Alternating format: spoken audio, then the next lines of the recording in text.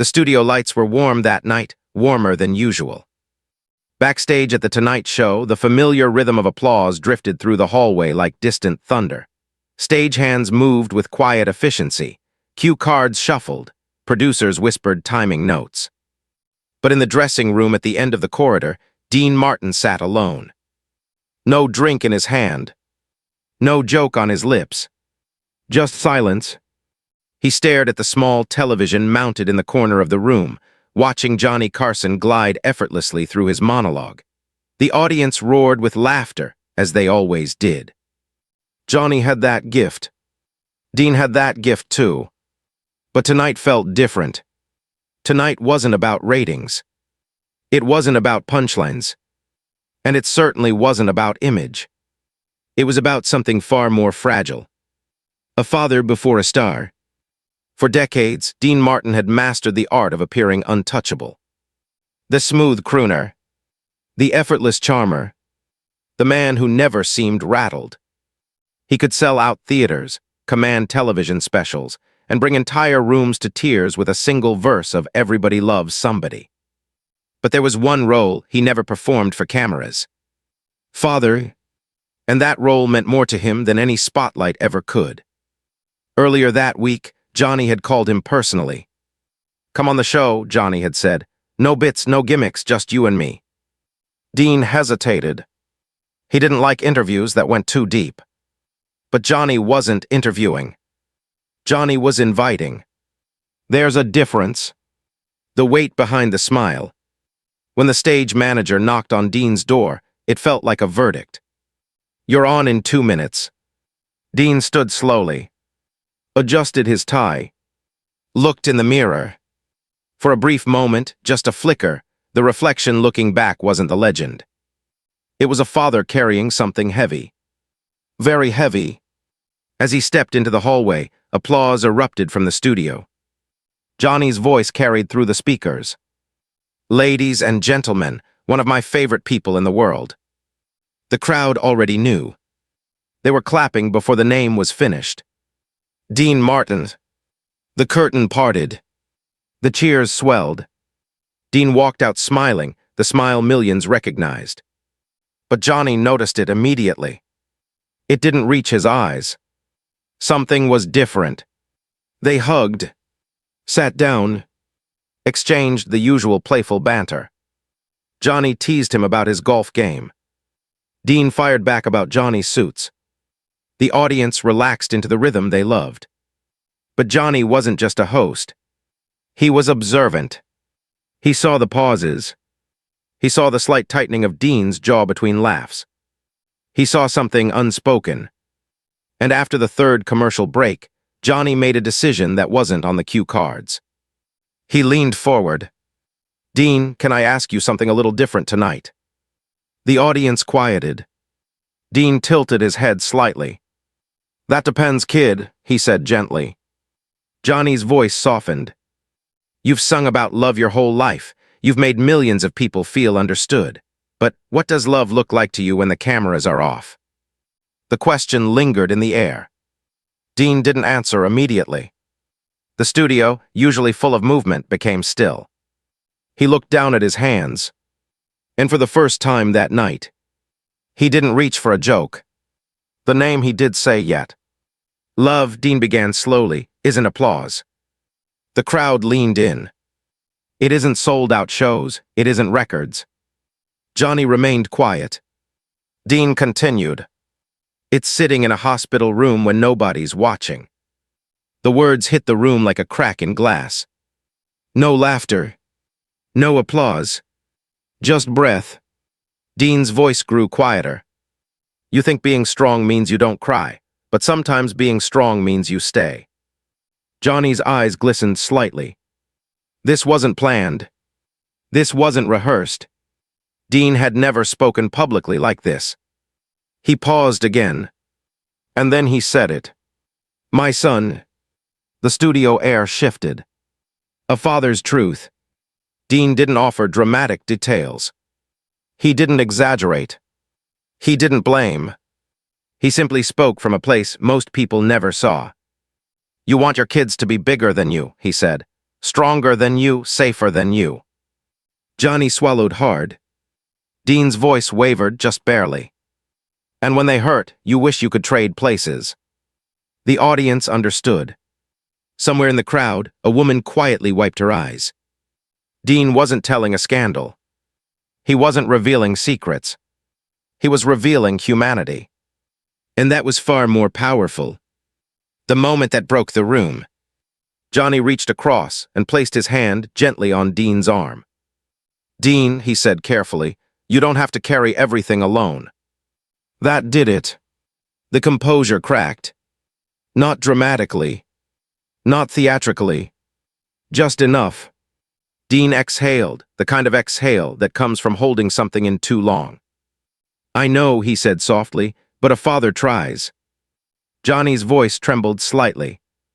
"My dad never talked much about feelings. I wish he had." Dean turned toward him fully now. "That's why we're talking." And that's when it happened. Johnny Carson, the king of late-night composure, blinked rapidly. His voice stalled. The audience saw it. The band stayed silent. No cue music. No cutaway. Just two men. Two sons. Two fathers. And something painfully real between them. After the cameras, when the show cut to commercial, nobody moved immediately. The silence lingered. Stagehands hesitated to step in. Johnny stood and hugged Dean tightly. Not as host and guest. As friends. Backstage, producers whispered that it might be one of the most powerful moments ever aired. But Dean didn't care about that. He cared about something else. He had said the words. Out loud. For the first time. The night laughter wasn't the point. Later, as Dean walked to his car under the Lowe's Angels night sky, the applause replayed in his memory. But louder than the applause was Johnny's voice. You don't have to carry everything alone. Dean looked up at the stars. For once, he didn't feel like a performer. He felt like a father who had finally allowed himself to be seen.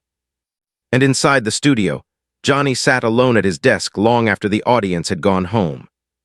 He wasn't thinking about ratings. He wasn't thinking about headlines. He was thinking about his own father. About the words they never said. And about the power of saying them before it's too late. The applause from the studio had faded. The lights had cooled. The audience had gone home with something they hadn't expected, silence instead of jokes, truth instead of punchlines. But for Johnny Carson, the night wasn't over. He sat alone at his desk long after the cameras stopped rolling. The cue cards had been cleared, the band had packed up, even the producers had given him space. He stared at the empty chairs in front of him, the same chairs where Dean Martin had just said the words he'd never said before. My son. Johnny rubbed his hands together slowly. Something had shifted. Not just on television. Inside him. The silence between fathers. Johnny wasn't a man easily shaken. He had interviewed presidents, comedians, actors, musicians, people who thrived under pressure. But tonight wasn't pressure. It was vulnerability. And vulnerability lingers. When he finally stood to leave, he didn't head toward his usual exit. Instead, he walked down the long backstage corridor to the dressing rooms. Dean's door was closed. The light underneath it was off. He was gone. Johnny felt something close to regret. Had he pushed too far? Had he opened a door that wasn't meant to be opened on national television? He stood there for a long moment before walking away. Meanwhile, in the car, Dean drove alone. No music. No assistant. No entourage. Lowe's Angels blurred past his windshield in streaks of orange and white. He replayed the moment Johnny had leaned forward and asked, "What does love look like when the cameras are off?" That question had cut deeper than Dean expected. He had spent a lifetime protecting his family from the glare of fame. He gave the world charm. He gave the world laughter. But he guarded fatherhood like something sacred. Tonight, he let the world see a crack in that armor. And he wasn't sure how he felt about it. The call. Johnny had just reached his home when the phone rang. It was late. Too late for business. He picked it up. Hello. A pause. Then a familiar voice. You still awake, kid? Johnny exhaled. Dean. Silence filled the line for a moment, not awkward but heavy. You okay? Johnny asked quietly. Another pause. Then Dean said something unexpected. I almost didn't come tonight. Johnny leaned against the wall. Why? Because once you start talking about the real things, you can't take it back. The words hung in the air like fragile glass. What wasn't said on air? Dean's voice was different now. Lower. Unfiltered. People think being a father is about being strong all the time, he said. But sometimes it's about admitting you're scared. Johnny closed his eyes. Scared of what?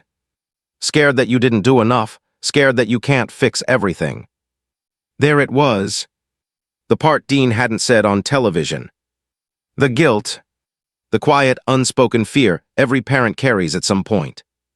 Johnny's voice softened. You love him, that's what matters. Dean let out a slow breath. Yeah, he said, but love doesn't always feel like enough. The confession.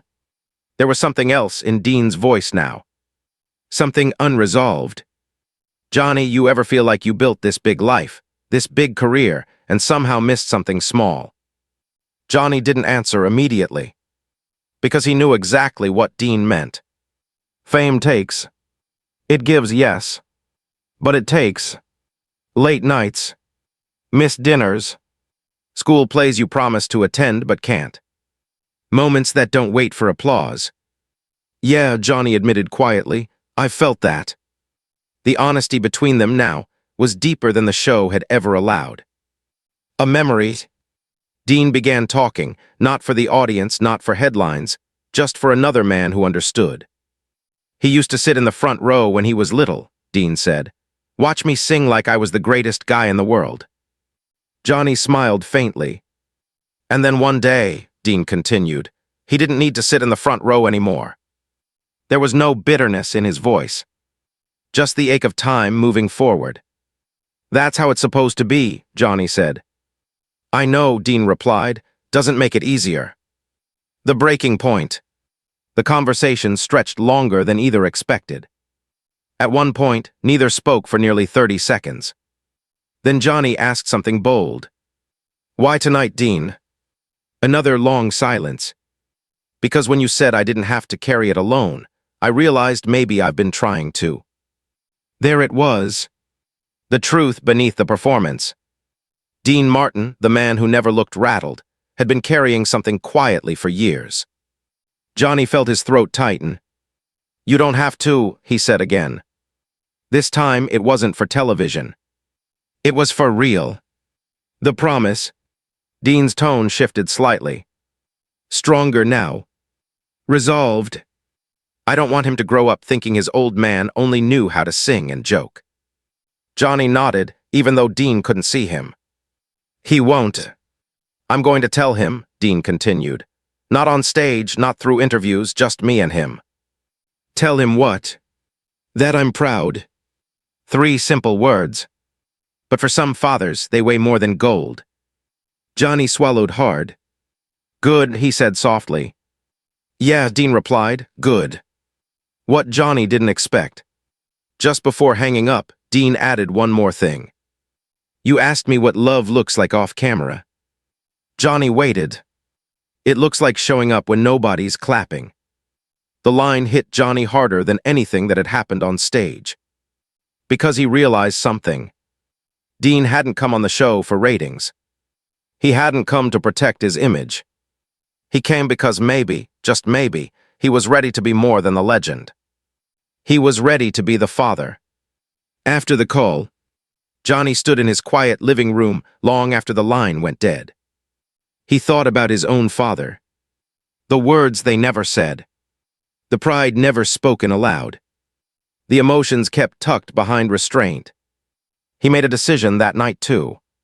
He would not wait. The next morning, the newspapers praised the episode. Unexpectedly moving. Dean Martin shows rare vulnerability. One of Carson's most powerful interviews. But none of them knew about the phone call. None of them knew about the promise. And that was fine. Some things aren't meant for headlines. Some things are meant for hearts. A new kind of strength. Later that week, Dean did something he hadn't done in years. He cleared his schedule for one evening. No shows.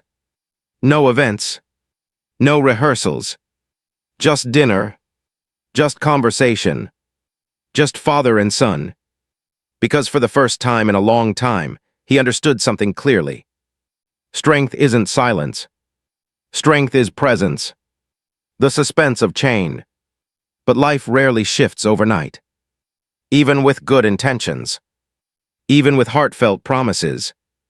The real test would come soon. Because conversations can heal. But they can also uncover things buried deep. And neither Dean nor Johnny knew that the next time they sat across from each other, the stakes would be even higher. Not for television. Not for reputation. But for legacy. The dinner was supposed to be simple. No spotlight. No stage. No orchestra warming up in the background. Just a table for two. For most of his life, Dean Martin had lived inside noise, applause, studio chatter, flashing cameras, laughter that rose on cue. Silence felt unfamiliar, almost dangerous. But tonight, silence was the point. He arrived early. The restaurant owner greeted him like royalty, of course. A quiet corner table had been prepared, away from curious eyes. Even here, even in privacy, his presence changed the air in the room. But this wasn't about being Dean Martin. This was about being dad. And that was the role he wasn't sure he knew how to play without a script. The weight of arrival. When his son walked in, Dean stood immediately. For a split second, they both hesitated. Fame creates distance, even inside families. They shook hands, then awkwardly shifted into a brief embrace. Not cold, not distant, just unfamiliar. "Thanks for coming," Dean said. His son smiled politely. "You asked." 3 words. Neutral, but loaded. They sat. Menus opened. Water glasses clinked. And the silence returned, thicker now heavier. Dean had sung before 20,000 people without a tremor in his voice. But right now, across a table for two, his throat felt tight. "The first attempt." "I saw the show," his son said finally. Dean nodded slowly. "Yeah. You meant it." The question cut straight through the air. Dean didn't look away. Every word. Another pause. His son studied him, not as a fan, not as the public figure, but as a man trying to measure honesty. "You've never said that stuff before," he said quietly. Dean exhaled. "I should have." The admission hung there. Unpolished. Unprotected. The truth beneath the applause. Dean leaned forward slightly. "You know what it's like growing up around all that?" he asked gently. His son gave a small shrug. "People knowing your name before they know you." That stung. Dean absorbed it. "I never wanted that to be heavy on you," he said. "It wasn't heavy," his son replied carefully. "It was confusing." Confusing. Dean repeated the word silently in his mind. "You were everywhere," his son continued. "On TV, on stage, in magazines, but sometimes you were there." The restaurant noise faded in Dean's ears. He didn't interrupt. He didn't defend himself. He listened. For maybe the first time without preparing a response. Johnny's parallel night. Across the city, Johnny Carson sat alone in his study. The house was quiet. Too quiet. He held a small, worn photograph in his hands, his father standing stiffly beside him when he was a boy. Formal, distant, proud perhaps, but not expressive. Johnny whispered something into the silence. "I wish we'd talked more." He thought about Dean at that dinner table. About courage not measured by punchlines. And for the first time in years, Johnny felt something unsettled inside himself. Not regret exactly, but awareness. There were conversations he had avoided too. Back at the table, Dean cleared his throat. I didn't know how to do both, he admitted. Be out there and be fully here. His son didn't immediately respond. You were good at what you did, he said finally. Dean nodded, but that's not what I'm asking. Another long silence. Then his son leaned back slightly. You want the truth? Dean met his eyes. Yes. The word came out steady, but inside his chest felt tight. The words that almost didn't happen. I was proud of you, his son said slowly. Always. Dean blinked. But sometimes, he continued, I didn't know if you were proud of me. The sentence landed like a stone, dropped into deep water. Dean felt something break loose inside him, not anger, not defensiveness, but realization. All the shows, all the records, all the standing ovations. And yet, 3 simple words had never been said clearly enough. I am, Dean said immediately. His voice was firm, stronger than before. I am proud of you, not because of what you do, not because of what anyone else thinks, because you're my son. The emotion in his voice startled even him. It wasn't rehearsed. It wasn't polished. It was raw. His son looked down briefly, absorbing it. You've never said it like that, he whispered. I should have, Dean repeated. The shift. Something shifted in the space between them. Not dramatically. Not magically. But perceptibly. The conversation began to move more naturally now.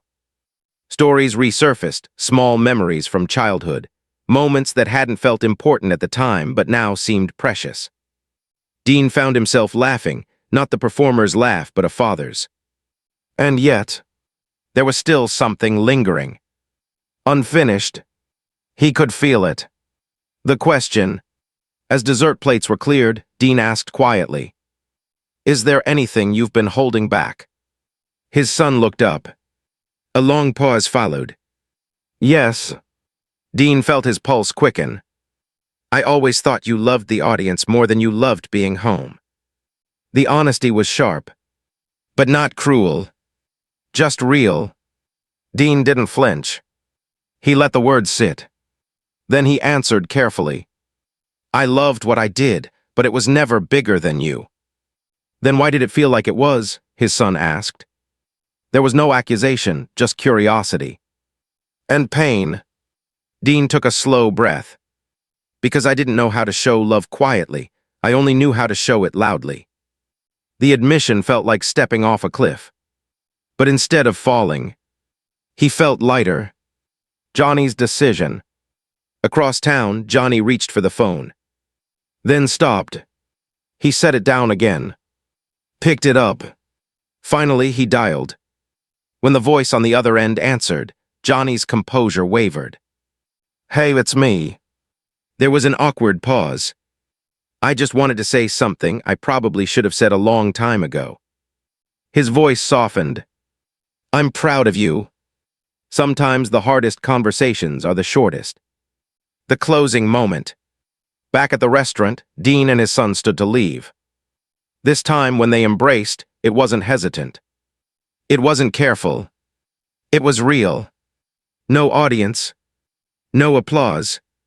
Just presence.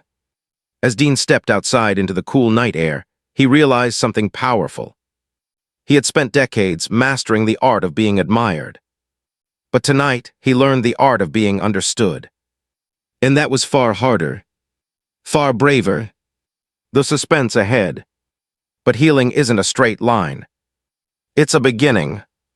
And just as Dean felt the relief of finally speaking the words, life was preparing something unexpected.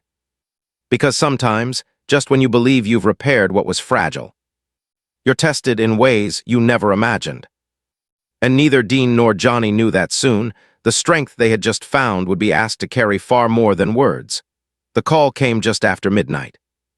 It wasn't dramatic. It wasn't loud. But it changed everything. Dean Martin had just stepped inside his home when the phone rang, the same phone that had carried his quiet confession to Johnny Carson days earlier. This time, the voice on the other end trembled. There had been an accident. Not catastrophic, not fatal, but serious enough to freeze the blood in a father's veins. For a moment, Dean didn't speak. He simply listened. The room around him felt smaller. The awards on the walls meant nothing. The gold records meant nothing. All that mattered was one thing. Is he okay? The answer came carefully. He's conscious. That was enough. Dean grabbed his coat and left without turning on the lights. The hospital corridor. Hospitals have a way of stripping away illusion. There are no spotlights there. No applause. Just fluorescent lighting and the echo of footsteps that feel too loud. Dean walked the corridor alone. No entourage. No assistants. No press. Just a father moving faster than he had in years. When he entered the room, he didn't prepare himself. He didn't rehearse strength. He didn't arrange his face into the familiar calm smile. He just stepped forward. And there he was. His son. Awake. Bruised. But alive. Dean sat down without saying a word at first. He took his son's hand. It was warm. Real. Present. And in that moment, every show, every standing ovation, every late-night appearance felt distant, like another lifetime. The words that mattered most. "I was coming to see you tomorrow," his son said quietly. Dean swallowed. "You don't need a reason to see me." His son managed a faint smile. "You looked scared." "I was," Dean admitted. There was no pride left to protect. No persona to maintain. Just truth. "I meant what I said the other night," Dean continued, "about being proud." His son squeezed his hand weakly. "I know." But then he added something unexpected. "I'm proud of you too." Dean's chest tightened. For what? For trying. 3 simple words. But they carried the weight of years. Meanwhile, a different realization. Across town, Johnny sat in his living room watching a rerun of that now-famous episode. He saw the moment Dean paused. The moment his voice wavered. The moment laughter disappeared and something more powerful replaced it. Johnny muted the television. He leaned back and stared at the dark screen. He had built a career on timing, knowing exactly when to cut to commercial, when to pivot, when to deliver a punchline. But life doesn't cut to commercial. Life doesn't wait for timing. And suddenly, Johnny felt the urgency of something he could no longer delay. He picked up the phone again. Not for a show. Not for a guest. For family. The test of presence. Dean refused to leave the hospital that night. He stayed in the chair beside the bed. Not as a legend. Not as a performer. But as a father who had finally understood that presence is the loudest form of love. In the quiet hours before dawn, his son stirred. "Dad, I'm here." 2 words. Simple. Unshakable. That was legacy. Not awards. Not fame. Not applause. But being there when it counted. The unexpected invitation. A week later, after recovery was underway and the fear had softened into relief, Johnny called again. "Come back on the show," he said. Dean hesitated. This time, Johnny continued, no interview, just music. Dean understood. Music had always been his language. But this performance would be different. It wouldn't be for ratings. It wouldn't be for headlines. It would be for something far deeper. The studio lights warmed once more. The audience applauded as Dean walked out. But this time, there was something different in his posture. Not heaviness. Not performance. Clarity. Johnny introduced him simply. "No jokes tonight," Johnny said softly, "just a song." The band began. Slow. Gentle. Dean stepped toward the microphone. For a moment, he closed his eyes. And when he sang, the voice carried something it hadn't carried before. Gratitude. The lyrics weren't grand. They weren't theatrical. But they were honest. Halfway through, Johnny felt his vision blur. He didn't try to hide it. The audience didn't laugh. They didn't whisper. They listened. Because sometimes music says what conversations struggle to. And when Dean finished, the applause rose, not explosive, not wild, but deep. Sustained. Respectful. Johnny stood. So did the audience. But Dean wasn't looking at them. He was looking into the front row, where his son sat, standing, clapping, eyes shining. The moment that redefined everything. After the show, backstage was quiet again. Johnny approached Dean slowly. "You okay?" he asked. Dean nodded. "Better than okay." Johnny smiled. "You changed something," he said. Dean shook his head gently. "No, I just stopped hiding." Johnny placed a hand on his shoulder. "That's the bravest thing a man can do." Legacy. Years later, people would remember the laughter. They would remember the charm. They would remember the performances. But those who truly watched that night would remember something else. Two men, two fathers, choosing presence over pride, vulnerability over silence, love over image. Dean Martin had built a legendary career. Johnny Carson had built a legendary show. But their real legacy wasn't television. It wasn't fame. It was the courage to say, "I'm proud of you," and to mean it. The final line. Long after the cameras stopped. Long after the applause faded. Long after the headlines moved on. There remained one simple truth. The strongest men are not the ones who never break. They are the ones who finally choose to speak. And that night, they did.